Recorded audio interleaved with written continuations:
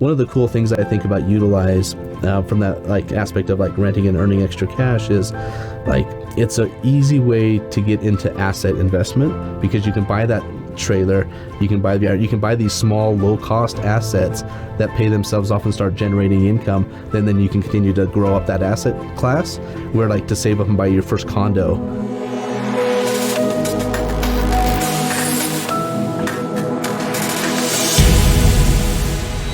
Welcome, friends, to a podcast with interesting people.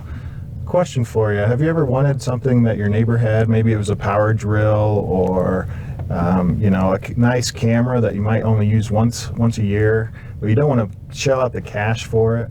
Well, these two guests here, we have Jason and Natalie from Yoodlize.com, and they have come up with a solution to this problem, where instead of shelling out all this money for something you might use once or twice a year, you can rent it from your neighbor. So, Jason and Natalie, welcome to the show. Yeah, thank you. Yeah, thanks for having us. Yeah, I think this will be a good conversation because, as we talked about a little bit, people are trying to minimize some of their stuff that they have and focus on experiences. And this is a great model to bring, the community together. Sometimes it seems like we're a little disconnected with the electronic things we have going on, and we might not know our neighbors quite as well. And so this kind of brings it all together, right? So you can rent something from your neighbors, you can get to know them a little better, and then you don't have to, you can save some money. So everybody's good with that, right? So yeah. So tell us a little bit about how the company started and what's your mission? Yeah, you take it or. So Jason and I have been entrepreneurs as long as we've been together, working together on a lot of things, and we were in Africa for 5 years with our family. We've got 3 kids, and we can talk more about what we were doing in Africa, but our kids started little while we were there, and they grew into teenagers. That's just what kids do, I guess, apparently. And it was time for us to come back to the United States. They were ready to come back and have some time in real school. And so we sat together as a family and started to brainstorm, like, what are we going to do when we go back to the States? And Jason can tell us what happened. Okay. So one of the things that we were doing when we were living in Kenya, we homeschooled our kids, and I would teach like a business class to them. And so we had them like very engaged, even though they're like 12 to 16 years old. And so we started brainstorming, and my daughter, who was 14 at the time, said, "Dad," she started riddling off all these experiences. Like, remember we were in Tokyo and you wanted that Canon camera lens, or you wanted a surfboard up in Norway when we were surfing in the Arctic Circle. And, she had all these things, like we rented those skateboards and skateboarded Amsterdam, and how we used Airbnbs and Ubers. And she's like, why don't we start a business that does something in this space where you don't actually have to own the inventory, you're just the platform that facilitates and connects people to each other's stuff. And so that was the beginning of what Yoodlize became. The idea is that we're creating this platform that connects us to each other's things, because collectively we own everything. Yeah, leave it to the kids to come up with a good idea, right? And they're so creative, and they don't have those biases that we do, right? For sure. Yeah, and she constantly reminds us that she has a percentage in the company because it was her idea. And I think we told her an amount, but so she's going to hold us up to that. Shareholder form and everything. Yeah. Nice. Well, cool. So where is this located right now? Where are we at as far as what kind of growth it is? And is it just here in Utah County? Yeah, primarily. We're open around Utah. The Wasatch Front is our primary target area while we're piloting. We've been live for around a year, a little bit over a year. But around 90% of our transactions are in Utah County, just because we're growing organically. We're not putting money into marketing spend, and just so it's word of mouth spread. But since the pandemic, we've seen it almost double. Our transactions have doubled in the last few months. Yeah. So, it's definitely gaining traction. It's a type of concept that I think resonates with people. And we hear a lot of like, "Why hasn't this existed before?" Or, "Me and my brother were just talking about that," or "My cousin," or "I saw somebody talk about that in my business class," or So I think it's one of those ideas that people are having and kind of expected to be there. But so we're seeing a decent growth just here in Utah County. Cool. Yeah. So tell us a little bit about the app and what it's like and how you started with the app. Yeah. So it's primarily app that you can, obviously download, Android, iOS, and you can list everything from the app, search from what's around you. We don't really put a limit on what you can rent. It's really virtually anything that you can think of. Yeah. Right now, we do offer insurance, but it's only up to $2,000 for the product that you have. We're hoping to expand that coverage as we grow. That's our goal. Yeah, I did. Sorry to interrupt, but I did see some motorcycles on there, right? Yeah. And I was like, well, that guy's taking, quite a bit of risk to let someone use their motorcycle. Yeah. And one thing we found right now is we definitely see the value when we want to offer that insurance, and we want to expand the insurance coverage as we get bigger. But we're also seeing how good people are to each other's stuff. When you go up and meet somebody at the door and you make that exchange with someone, and you sort of, Have that personalized touch, there's that right? personalized touch, and you see it's somebody's stuff, that people are really taking care of each other's stuff. Yeah. And there is a little social capital there as well, as far as I've paid you for this, but also they see that as another human, and they take care of their stuff. We haven't had any instances so far of claims on the insurance that we do offer, and so I think people are inherently being really good to each other. Obviously, there's going to be some bad players, and that's why the insurance is there, but people have been really awesome so far.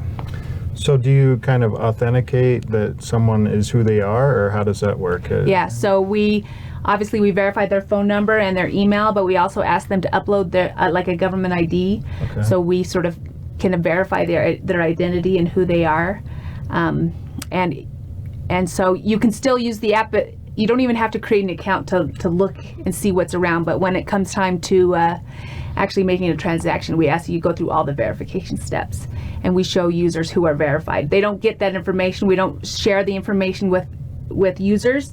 We keep it safe. But as a company, as Yoodlize, we verified their identities. Yeah. So you basically keep it on file in case there's a problem. In case there's a problem. Okay. Yeah. Yeah, that makes a lot of sense. Yeah. Okay. So what are some of the top things that you see people renting out? It's kind of interesting. I mean, it's definitely seasonal. There's some seasonality to it. But you mentioned motorcycles. Motorcycles are one of the things that actually get rented often. Really? Electric scooters. We've personally rented an 8-foot ladder 3 times and a power drill several times, which, when we started it, we thought we better just go list a bunch of our stuff, to get this thing started. And so we listed a ladder. I'm like, I don't know if anybody's really going to rent a ladder, but coincidentally, it's been rented several times. But drones, I'd say our number one rental, though, is VR goggles. Okay. There's some really fun stories there, but we have several of our users who have they rented a VR goggle, went out and bought one, and then started renting it and paid it off within a couple months. Oh, wow. And just because those are such hot rentals. Yeah. So that's one that you could probably turn a little business out of. Trailers rent well. Bikes, we've rented bikes several times. Party equipment rents well, things like tables and chairs. Oh, yeah, that makes sense. Bounce house, cotton candy machine, things to that nature.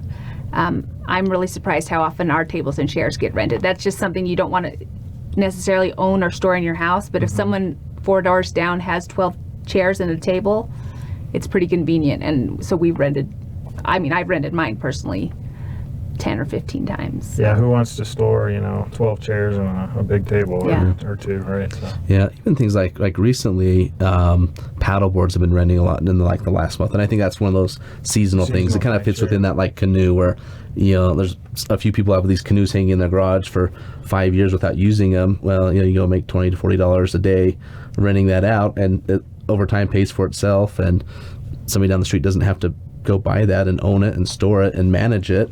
Mm-hmm. And so it kind of makes sense for a lot of those type of larger items too. But paddleboards have been big. There's actually quite a few. Carpet cleaners. Yeah, that's right. Carpet cleaners. We kind of thought that we would start to see. We opened up, like Natalie mentioned, a number of categories just to see what people would start listing in, and that would kind of narrow, give us some focus. But what we've seen is it's really been across the board. It's kind of like Amazon is, you can kind of almost buy anything, or right. eBay, you can buy anything new or used. And we're kind of like that app for rental. You can almost rent anything from your neighbor, because people putting KitchenAid mixers on there. and renting them. There's like some people put DVDs and board games, which that get rented. I saw the board games too. I was a little surprised at that too. Yeah. There's one guy is actually down the street from where we are here. He listed a pool table, and you can go to his house and play pool. Oh, just go to his house? Yeah. Oh, nice. I mean, there's just it's just kind of interesting to see what people list. I mean, there's definitely like RVs, camper trailers get rented a lot. But it's a wide variety of stuff, yeah. Yeah, I saw some of the mountain bikes, and I've been thinking about getting a mountain bike, and I'm like, this is perfect. I don't have to spend $4,000 and then regret my purchase that I got the wrong one or something. Sure. A few things, I'm always watching just the activity on the app, and I'm always watching what people are searching. So I get to see like what people are looking for, and bikes are definitely one of them. Really specific random tools, like people are hopeful that that they'll have. And we do have a lot of random tools on there for like Subarus or a Mini Cooper to fix a car, and there's almost no harm in putting it up for lists, because if you have this obscure tool that you bought because you had to get something fixed, you put it up for rent, and somebody else gets to rent it from you. It's first, as the owner, you're going to feel really good two ways, because you get to help somebody that they don't have to go buy it, and that you get to recoup some of the money that you got back. But one thing people are searching a lot are electric bikes. We have a couple on there, but a lot of people are looking. They want to get into riding electric mountain bikes. That's one that somebody could probably make a business out of. Putting electric bikes on there. Yeah, those one wheel, like. Kind of like a skateboard. It's kind of like a skateboard, but it's a one wheel. Gotcha. That gets rented. That gets searched quite a bit. Paddleboards get searched quite a bit, but anyway. Yeah, you've brought up a whole side of this I hadn't even thought about, which is the making money off of renting your stuff, right? Yeah. So I hadn't even thought about that part. Right now, one of our top users are making about $800 a month renting their stuff. Granted, they have 100 things listed on. The more items you put up, the more money you're going to make, and it's not all like high end stuff. Some of it's $5 rentals. But it can be a really good side hustle if people manage it right and are really active on the app. If you're responding quickly and making yourself available, it can be good. So is it just available on the app, or is there a website? On the website, can you browse as well? Yeah, so on the website you can browse and you can make reservations, but you need the app to actually do the checkout. The transaction happens on the app. Okay. Yeah, so you can definitely browse the items, search items on the website. The website doesn't get very much attention from us right now, because we're sort of a really lean team. Yeah. And so we, every day we're working to improve the product, but we are lean, and so we're focusing on the app right now, trying to focus more on the app, but the website. So it's okay if you find bugs on the website, just email me. Just report them. Yeah, gotcha. Yeah. So what is there a listing fee, or do the sellers get to keep all the money? Yeah, no, there's not a listing fee. You're free to use it and browse, but we do take a percentage of the transaction. So we take 10% on each side. So say you're renting a canoe for Natalie and she lists it for $50.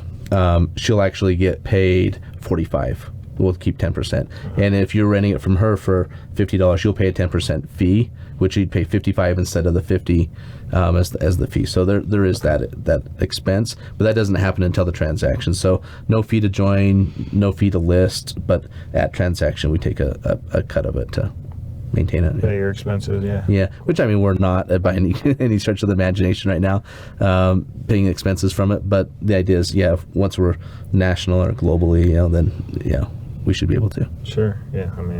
All these other peer-to-peer places are making a service fee, right?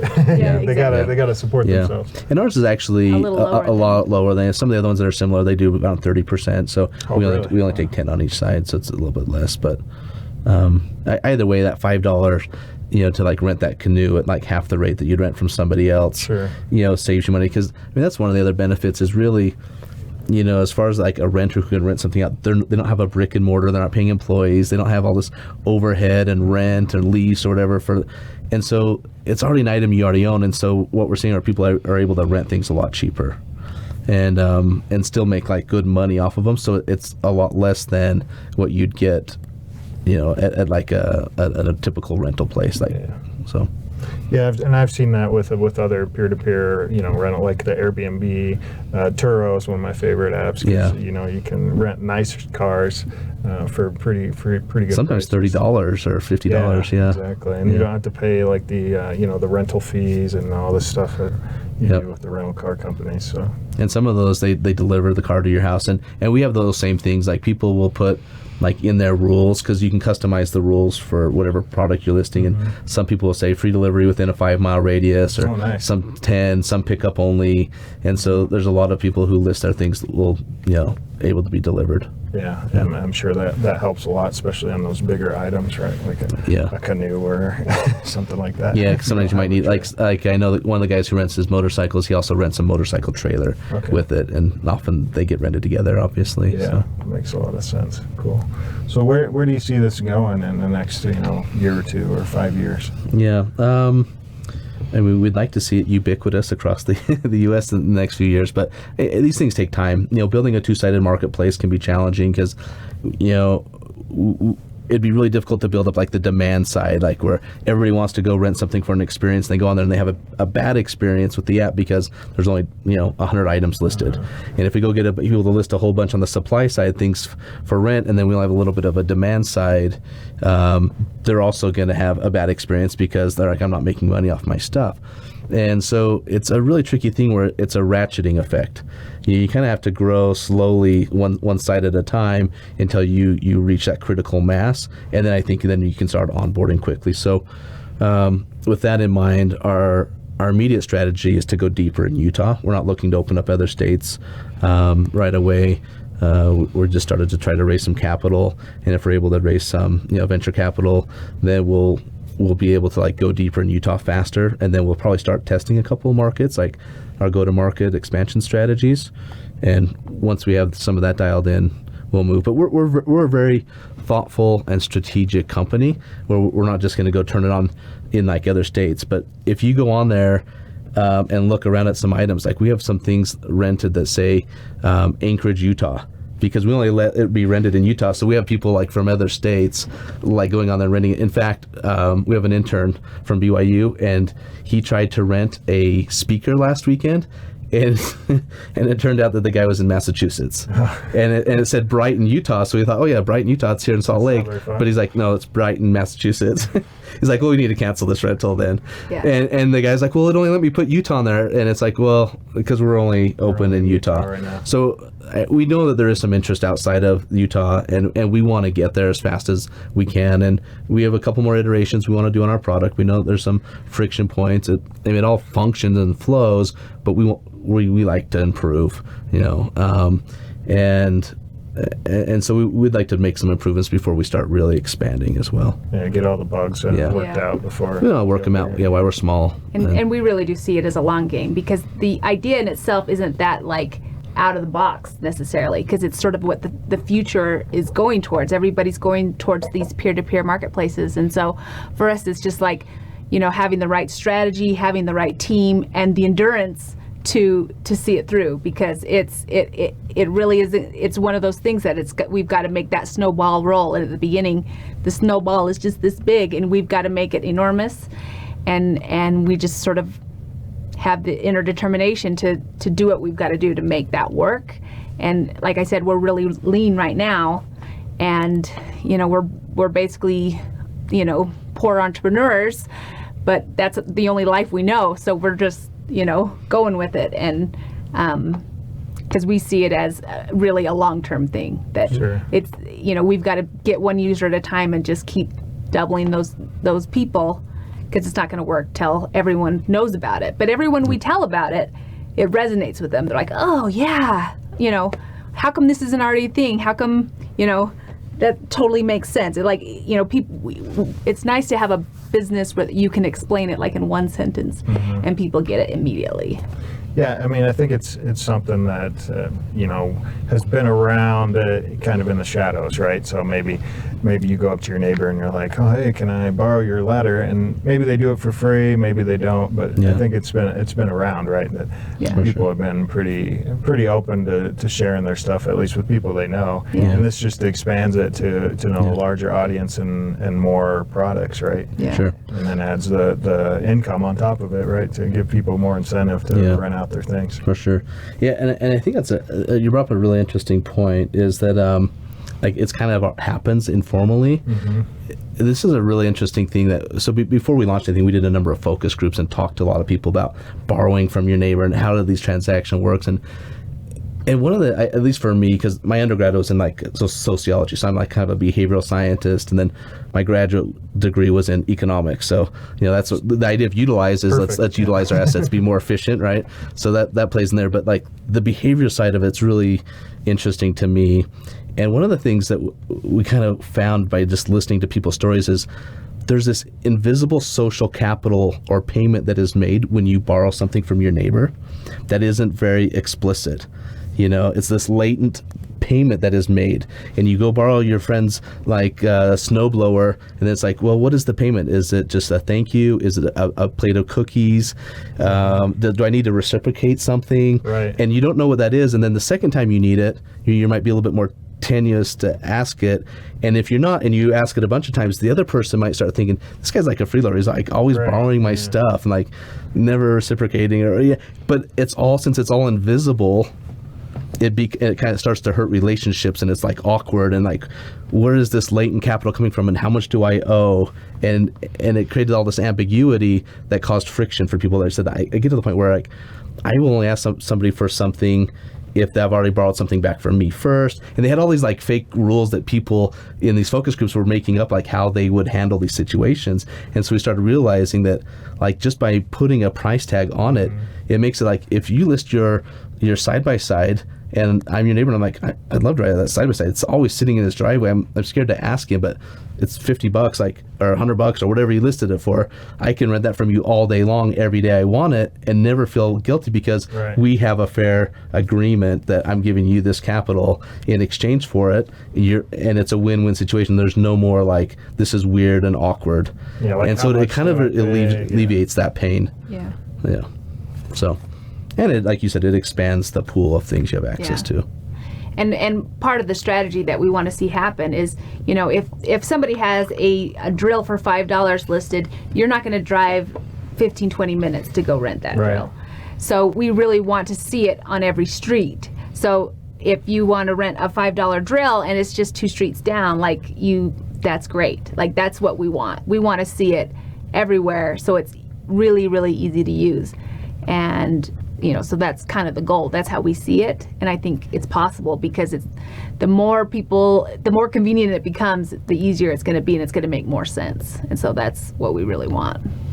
Yeah, and I like that vision because, like I was saying in the beginning, we have all these texting and Facebook and stuff, and we're not, especially in coronavirus, isn't helping this, getting to know your neighbor type of community type thing. So I think this just helps all that. And I don't know half my neighbors, but I'm sure they have stuff that I would love to rent. Yeah, we've actually thought about doing a little tagline, and we don't have the wording right, but something like download the app and see what your neighbors are renting. Kind of like this. A little bit of a voyeuristic like hook, we're actually kind of curious what does Harold have down the street, but because I think it is like we all have a lot of things, and sometimes we don't know what it is, and some things we're willing to drive further for, and some things we just need closer. But like even during the pandemic, we had some really kind of cool stories, and I cut and pasted them from some of the transactions and shared them with our team, but I don't know. I think there were some meaningful things on that community building that happened even during the pandemic. So he drove down from Ogden all the way down to Orem and rented a nice camera. And then he drove it all the way up to Idaho, Twin Falls, Idaho, to do a live streaming of a memorial service. Oh. And he's like, this was like right in the heart of when the pandemic was happening, and Idaho was shut down. Everybody was in lockdown. And he's like, this allowed our whole family all over that we weren't able to fly in and be there to let everybody participate. And like he just wrote like the nicest, longest letter that was like just, thank you, this is so awesome. To another one like similarly was in the Layton Farmington area, drove down to Provo again. Most of the transactions are happening in Utah County because that's where most things are listed at the moment. And rented VR goggles for her son, who she said hasn't been out of the house for like over 2 months. She's like, that was the first time he'd smiled in 2 months. And just hearing those, it's kind of like, oh, that's really cool, because it's not just about like connecting, it's like we're building those relationships, we're strengthening our community, we're giving people access to experiences they wouldn't otherwise be able to have access to. Like now you can go paddleboarding, you can go try VR, you can do those things at a reasonable rate and still be like part of your community and have those experiences. Yeah, not break your bank account, right? Not break your bank account, yeah. Yeah, for sure. Yeah, I love it. Yeah, and I saw some of these motorcycles and mountain bikes up there, and I'm definitely gonna try them out, I think. Yeah. So Do that.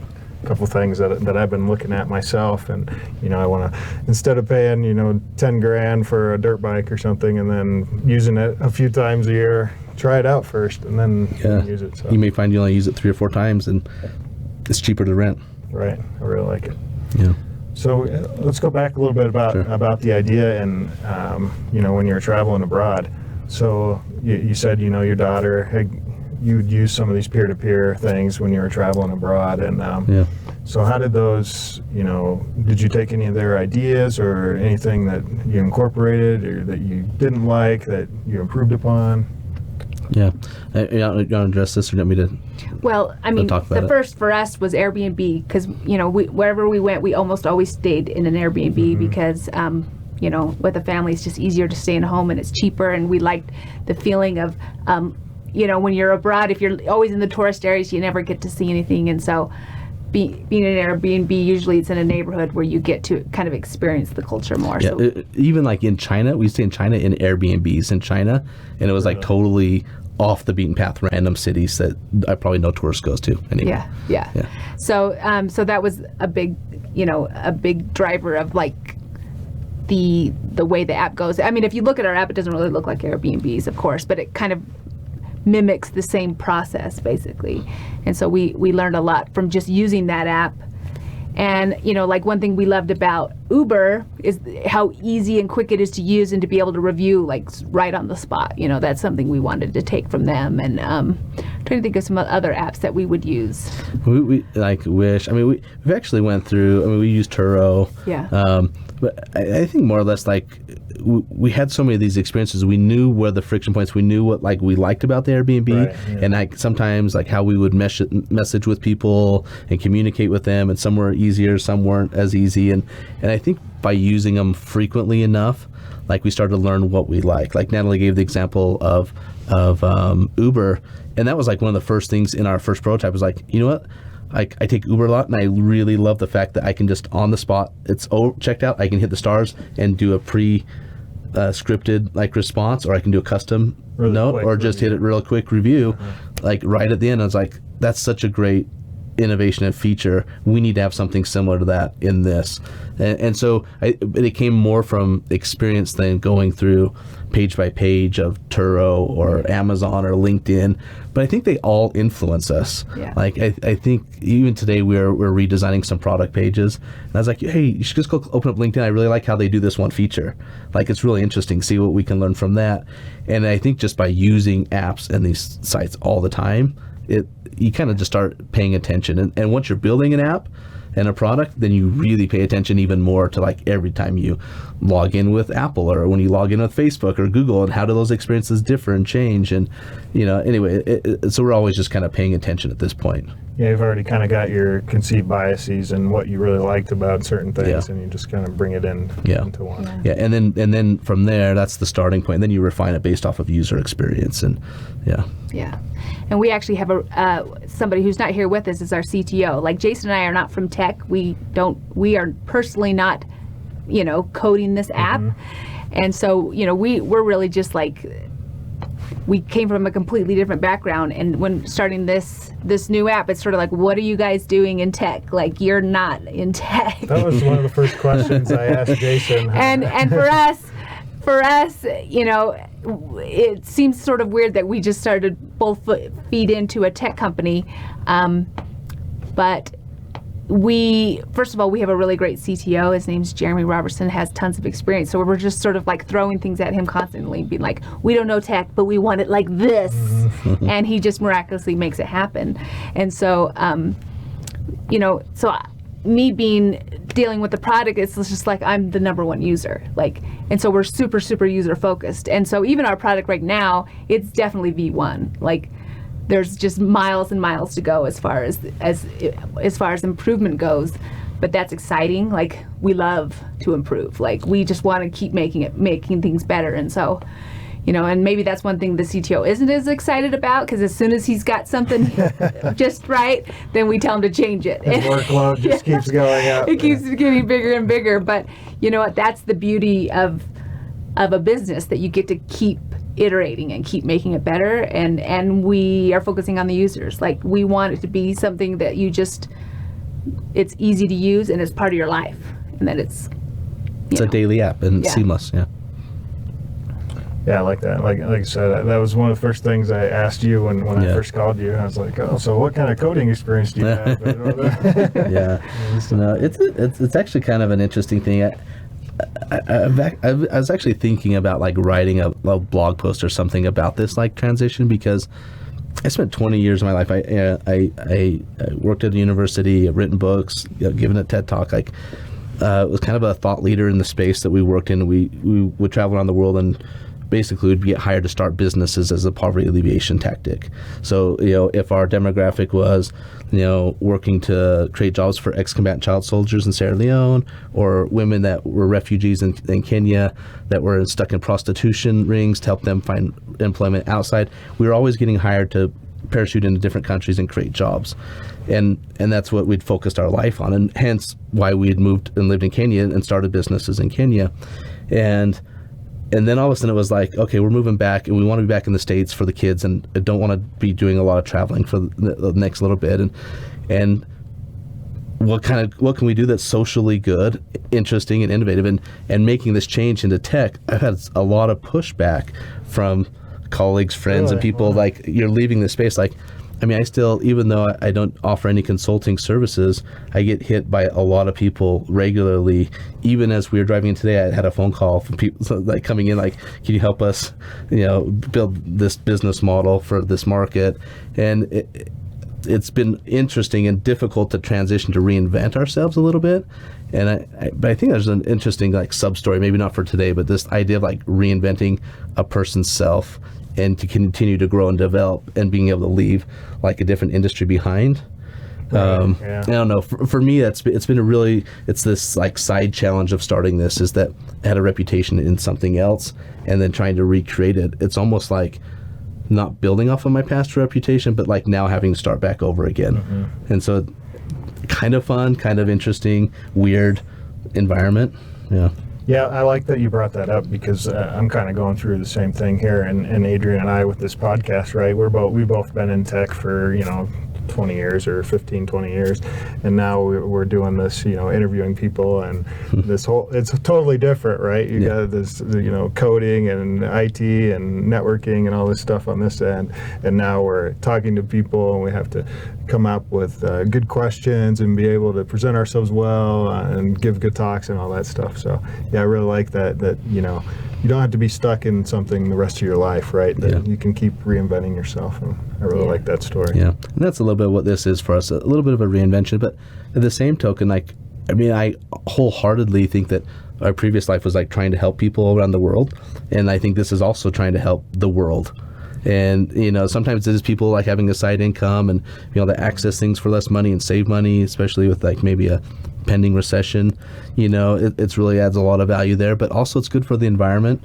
Why does every home have a lawnmower? Mm-hmm. And I don't think anybody's gonna go out and throw their lawnmower away, but all of these millennials that are graduating, and they start buying their first house or their first condo and start looking at their first lawnmower, and if there's an app like this out there, maybe we only need a quarter of the lawnmowers in the world. Right. And and so that's the big vision, is it really is still a doing good for the world type of app, and so sure. I feel we feel good about it.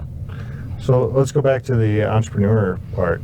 Yeah. So, I'm always curious asking entrepreneurs, how they get started. Like, how do you even go from, actually I interviewed a counselor, a mental health counselor, and he was working in, one of these big firms, just a counselor at these firms, and he started transitioning, doing some moonlighting. So he basically rented out like an office space, and in the evenings he would just have his own clients, right? And it just kind of grew from there, kind of organically. And I was like, wow, that's cool.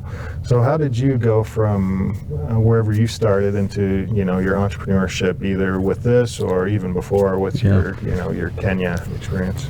Yeah, I mean, for me personally, I guess I've always been an entrepreneur to some extent, but didn't know it as a kid. As I look back, I can see all the traits were always there. So I think there are some people who are innate, like almost serial entrepreneurs, it's in your DNA. And I have a little bit of that. Like even the consulting firm I ran, we weren't really consulting. We'd get hired to go in and start businesses, and sometimes we'd operate them for a year or so and then hand them off to clients. And so we were always kind of this entrepreneur. And for me, it's really like, I'm really comfortable with taking the risk. Natalie mentioned, like, when we moved back from Kenya, how do we get going on this? Basically, we made a decision, like, we have this much savings that we've built I'm in my mid-40s, that we've been saving our whole life, and we can either buy a house and get a job and like go this normal route, or we can rent a house and use all this money that we've saved to live off and start another business. And that's kind of like laying your cards on the table, right, and saying we're all in. We're going to do this. She mentioned that we jumped in with 2 feet, because we did jump in. We made a conscious decision that, like, you know what, like, we're comfortable taking that risk. And I think that's one path of entrepreneurship, but that's not the only path.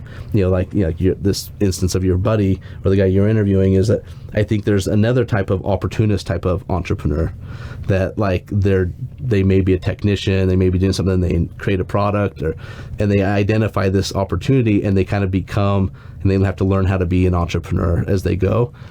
We're on the other side of it, where it's all we've really known. Like, even when I was at university, I was like helping create a new program there, and you're writing new books and new ideas and putting those, which is kind of an entrepreneurial aspect as well, like that idea of like innovating and creating to push out new content.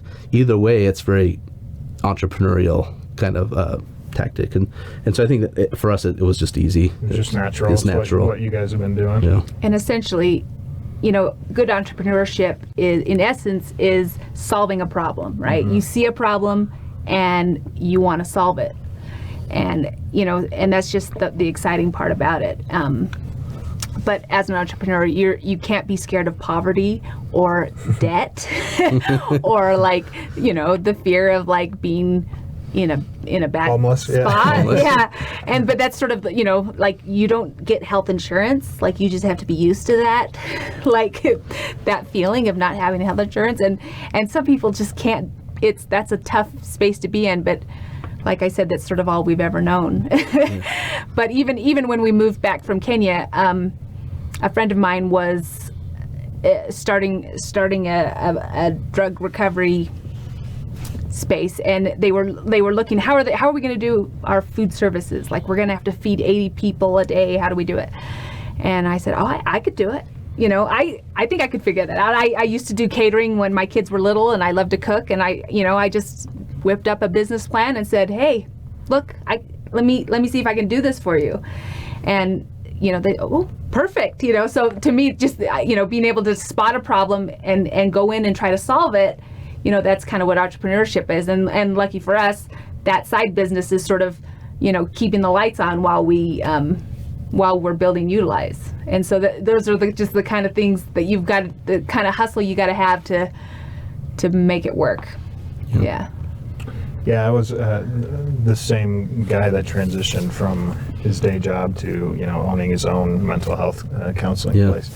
He was telling me about the same thing. I asked him about the health insurance too. And I'm like, because he's got a family, he's got kids, right? And I think that's a big deal with people that have creative ideas. And actually, I think everybody's got some kind of creative idea. It's just acting on it. That's the hard part. Yeah. Right. And actually, I mean, it's kind of the fun part. I think some of these things that we were talking about are the hard part, like as far as like, like yeah, like we actually bought a big van that we drive around, and like we are saying, because we may end up living in our van, and it's like not even like a joke. It's almost like please, Dad, no. But like every time you say we're gonna do something, we end up doing it. You said I want to move to Kenya. Before we knew it, we were living in Kenya. Don't talk about living in a van. But so for me, the fun part is like when you have that idea and taking that initiative to do it, because the coolest thing about entrepreneurship and why I love it is that like taking this idea, which is this abstract, it's not even a concrete error or anything, it's nothing, it's just an idea, and then turning it into something that's like real, and like creating something from nothing, you know, is like is rewarding in and of itself. I mean, it's so cool to like have that creative, and just to create something is super cool. And then just innately for me is like Natalie talked about this like continuous improvement. One of our favorite words is Kaizen, the Japanese word, or like this continuous improvement. Typically it's used in like engineering or manufacturing kind of context, but like we like to use it in refining our business model, our product, that idea of like iterate and refine, adapt and test, and kind of go through this process of we can always be better. Kind of like the lean model. It's like, exactly. It's right. It's lean. Yep. That's like lean manufacturing. Cool. Yeah, I like it. Yeah, and going back to this creative idea, like I think everybody's got that idea that they want to try. But I think the problem is, like we've talked about, you know, being homeless or not having health insurance. The health insurance one, I actually found out that from this other guy that, you know, with the Affordable Care Act, while you're building this business, and if you don't have hardly any income, you can actually get pretty good health insurance for pretty minimal cost. So I was impressed to hear that hurdle had kind of come down a little bit. Yeah, that's nice. But yeah, I think that's, you know, I've got entrepreneur spirit. I had a small company doing reselling like laptops and computers and that type of thing, and I haven't done it for a while now, but I had kids and then they got in the way, and yeah, it's hard, like responsibilities for sure. But yeah, I think taking that step is the hardest part, right? Especially if you need some kind of capital, if you're building some kind of brick and mortar thing, and then you, like you said, you can't be afraid to have those debts. And And the nice thing for Jason and I, since we're in it together, then we kind of have the same vision. Sometimes it's tough if one partner isn't sort of on board, right, and so we eat, sleep, and breathe Yoodlize all the time. Like that's all we really talk about, or all we do, is because it's just our passion, and so we live it. It's not a 9 to 5. It's who we are in essence, because we're just constantly working on it, and by choice we love it because we want it to grow. Yeah. So how did you meet your CTO, or how did you come about that process? So if somebody wanted to start their own business and they didn't quite have the skills they needed to work all the pieces, what advice would you have for them? Well, and I think there's a number of ways of doing it. For us, it was dumb luck. And, you know, when we were in Kenya, we talked about this a little bit, but I came back and was doing focus groups and like trying to like figure out how we were going to build this. So I was out interviewing and talking to like a bunch of different dev shops, like contracting it out and talking to individuals. And oddly enough, I ran into a family member, and he's like, you know, my son is doing this. Which was my cousin. I just hadn't seen him for 20 years. He's like running a company called Dev Mountain. He's like their director, and it's like a coding academy. You should go talk to him. He could probably give you some direction. And so we went, knocked on his door, and we went to lunch a couple times, talked about it, and he's like, hey, I like this idea. I've been looking at making a move. Are you looking for a co-founder, CTO co-founder, then tech co-founder? Then I'm really interested. And so that just opened the door, and from there it just happened. And so he had all this like great experience and history, and a thought leader in his own right in that own space. And so it kind of like happened really easy, because you know the other options we were out there, we were looking at like, do we raise capital and hire this position? Do we just like hire a dev shop? Do we spend our savings? Like there were so many options on the table, and we thought, you know, it's kind of like investing equity in him is like, I'd either sell that to him and have him there, or I'd sell it to an investor and then use that money to pay somebody like him. And we'd just rather have somebody that's on as a team member than, you know, raise the capital than hire. And so it made sense. It was been a good it's call. More someone that's more invested, right? Yeah, for sure. Rather than like a contractor that might not care as much, right? Yeah. Yeah. And so one interesting thing with our company along those same lines is that right now we don't have any paid salaries. We have a number of, we have a really solid team that everybody works for a piece of equity. I mean, even we have these like high-level contractor / advisor type individuals that, you know, get 0.25% for a 2-year contract, but they only do 10 hours a month, like our chief legal officer or our CFO, you know, CMO, like, and they're working at high-end companies, tech companies in the Valley here. They have a lot of experience that are like doing this just their, you know, 2 hours a week, you know, to earn this equity, but giving us that high level like assistance that we need, even down to like graphic designers that, you know, like some stay-at-home moms that like had a lot of great skills and didn't have the ability to work a full-time job because of their children, but were happy to come work 20 hours a week for some equity.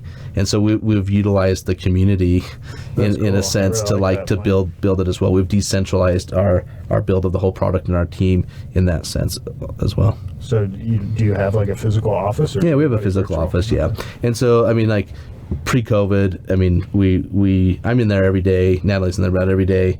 But most of the other teams, like maybe marketing would be in 2 or 3 days, and designers would be in other days. And it was like kind of a rotation. Devs were in like 2 or 3 days, and now it's a lot less. It's, you know, everybody's in just a few days a week and working more remote. But so I want to go back to, I really like this concept of, you know, having experts in the field that, you know, you're not paying full time, but you're getting the expertise that you need. And obviously you're small, and so you can't afford those full-time salaries. Yeah. So how did you go about, you know, did you put out ads for these people, or did they just kind of come naturally, word of mouth? Yeah, they came pretty naturally. Some of them, you know, we knew, you know, like from our previous life, you know, before we had moved to Kenya, we were living here. So some of them were like, hey, I know this guy is like, he's the best I know in marketing. I want him on the team. So we would go and like approached him like, let's go to lunch. Got something to talk to you about, you know, and bring him. So some of it was really poaching, down to our CFO was just serendipitous. I mentioned this Sprinter van we had bought, and we were traveling around southern Utah. We ended up at the Grand Canyon, meeting some of Natalie's friends from high school, and they had brought along a friend. And before you know it, we were rock climbing. He brought up his ropes and was leading this route, and we were able to go climb with him, and he ended up, you know, managing like a 200-person accounting firm that he's the founder of, and we met him there, and now he's like our interim CFO basically, and that was just pure, met him rock climbing in the Grand Canyon, halfway from the rim to the valley, and so it's just pure luck, kind of. Yeah, and I think I wouldn't call it luck, I guess. I would call it more of, you know, when you take action on something, that things start to kind of come together. That's what I found in my life, at least, is like even this podcast, right? We start this podcast, we don't know what we're doing.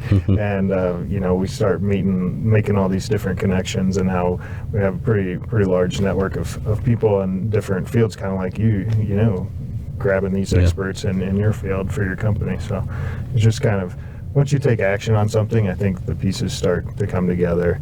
And I think one of the key things you said there is just not relying on yourself. You might not have said it explicitly, but, you know, you have all this team of people that you don't have to do this yourself, that there's other people that want to help you. So yeah, you'd be surprised how many people knock on my door and say, I've got like passive income or something, and I'd be happy to come work for some equity. Like, we've started several companies in the past. This is the first time like it happens weekly. Like so many. I got an email from somebody yesterday from the Wharton School that just did an internship at Uber marketing and saying, hey, I'm interested in doing something with you, as you know. And it's just like that's on the other side of the country, you know, like hearing about it to, you know, obviously a number of BYU students or like mid-level career people that are like semi-retired because they're making enough money. Like we get a lot of people coming in like interested enough in the concept that are willing to like assist.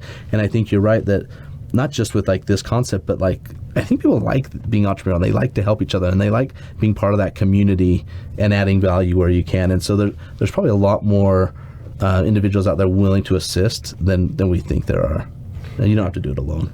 Yeah, I think that's just part of, keep going back to that's part of human nature, right? That we're always trying to create something. That's just how humans are, right? Yeah. We're making tools, back in the caveman times, or we're trying to come up with philosophies and the philosophers and the Renaissance and all that stuff. And you got artists, you've got musicians, you've got engineers, and it's just who humans are, right? Yeah. We're always exploring, going into space now. And sending Teslas into space. That's right. That's right. Living on Mars. Well, and the nice thing is the Utah entrepreneur environment is really robust. Right. It just, place. People are just very ambitious here, and they're really, really eager to like help each other and collaborate. And we've met a ton of cool people in this process for sure. Yeah, I agree. I've lived at several places, across the country, and this is definitely a very entrepreneur focused state and area. So. Yeah, it's earned the title Silicon Slopes for sure. Yeah, and and it's quite a bit different. Like when we moved to Kenya was 7 years ago, and we moved back 2 years ago. And this Lehigh, whole thing, whatever that is in Lehigh, it did not exist. It was like the roller mills and Micron. It's pretty much that's what farmland. A bunch of farmland. When we moved, we came back and we're like, wow, look what Utah turned into. So that was pretty cool. That it grew up as well. That's awesome to see. Yeah, I really like it. Yeah, and we've got at least two. We've got University of Utah and BYU, pretty close, and both of them have good entrepreneurship for sure stuff, MBAs, and I think at least Utah has an entrepreneurship degree now, which I thought was cool. You can actually get a degree in entrepreneurship. Yeah, that's cool. Yeah.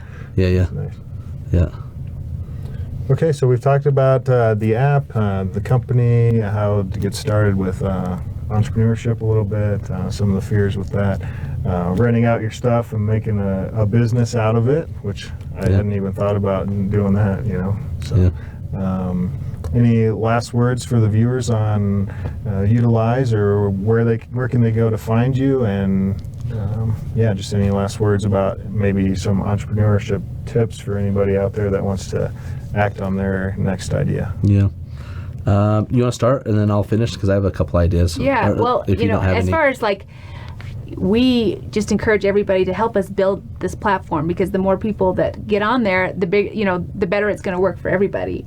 And we really, really love feedback. Like I said before, we're super, super user focused. We want it to be a product that people use every day, and so we really value our users. We want to listen, and we want to build something that people love. And so, you can download the app, give us feedback, and list something. Just go and list. Nothing is too stupid to list. I'm telling you, you can list anything, and you'll be surprised. You'll be surprised, and because the more that is listed, the more that gets rented. And so, I personally love renting our stuff out because I like to meet the people that use it, and everybody that comes to rent is excited for the opportunity to rent something, I think. So anyway, that's my biggest thing, is that I want to hear from users. I want to make a product that you guys want to use, and that's our focus. Yeah. And for me, I think just obviously, go download the app, check it out, rent something or list something. But there was a little tip that I kind of thought about right as you were ending, on entrepreneurship / about the app, is we kind of had this one epiphany a few months ago. We personally bought a trailer for $1,000, and we rented it. We listed it for rent on Yoodlize for $10. Thought, well, $10 is really cheap. Let's put it out there and see what happens. And the first week we rented it 4 times, and then we rented it 4 times again. And we're like, wow, that's $40 a week. And I did the math, and once we did the math, I was like, I'm paying this trailer off in 6 months. And what I thought I was renting this $1,000 item at $10 a day, it's actually, I'm paying off my investment in 6 months. And then the second half of the year, I'm going to make $1,000. Then I make $2,000 a year off of this $1,000 investment. And the epiphany was, how many investments, how many things, and what kind of assets can we invest in that will give us that type of return. You invest in a condo or a house or even a vehicle to list on Turo. They're a lot more expensive, and the rate of return may not even be as great in a percentage. And so one of the cool things I think about Yoodlize from that like aspect of like renting and earning extra cash is like it's an easy way to get into asset investment, because you can buy that trailer, you can buy these small low cost assets that pay themselves off and start generating income. Then you can continue to grow up that asset class, where like to save up and buy your first condo, that's a lot larger hurdle. Real estate's a little different. Real estate, it's a lot harder to get into, and you have to have a lot more capital. And this is that easy way to like do like, low cost like asset creation to a certain extent. So that's just one tip, something that we've learned along the way that I thought was really cool.